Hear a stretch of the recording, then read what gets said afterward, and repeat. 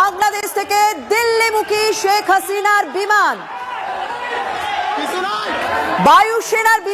বায়ুসেনার বিমানে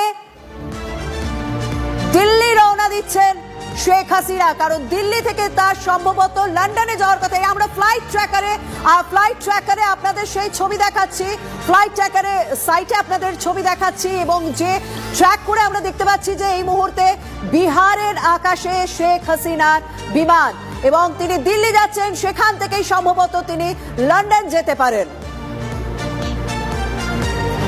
দিল্লিমুখী শেখ হাসিনা বিমান, বায়ুসেনার বিমানে দিল্লি যাচ্ছেন হাসিনা এবং রেহানা। এই মুহূর্তে বিহারের আকাশে হাসিনার বিমান, সেই ফ্লাইট ট্র্যাকারের ছবি দেখছেন এবং আমরা দেখিয়েছিলাম যে প্রথমে শেখ হাসিনা তিনি তার বাসভবন থেকে একটি সামরিক হেলিকপ্টারে রওনা দেন। এই মুহূর্তে যে ছবি আপনারা দেখতে পাচ্ছেন যে দিল্লিমুখী বিমানে শেখ হাসিনা এবং তার বিমান এই মুহূর্তে বিহারের আকাশে রয়েছে। সেখান থেকে দিল্লি এবং দিল্লি থেকে তিনি সম্ভবত লন্ডনে যেতে পারেন। বায়ুসেনার বিমানে দিল্লি যাচ্ছেন হাসিনা এবং তার বোন রেহানা।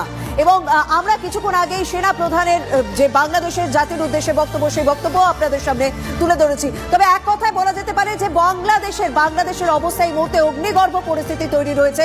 রাজনৈতিক অস্থিরতা দেখা গিয়েছে, কারণ শেখ হাসিনা তিনি বাংলাদেশ ছাড়ার পরই তার বাসভবন দখল নিয়েছেন বিক্ষোভকারীরা।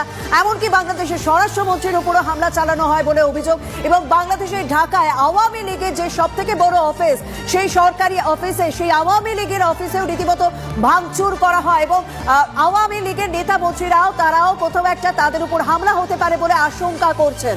যদিও সেনা প্রধানের পক্ষ থেকে বিক্ষোভকারীদের উদ্দেশ্যে বক্তব্য রাখা হয়েছে এবং সেখানে আন্দোলন বন্ধ রাখতে বলা হয়েছে, দেশের শান্তি শৃঙ্খলা বজায় রাখার আবেদন জানানো হয়েছে।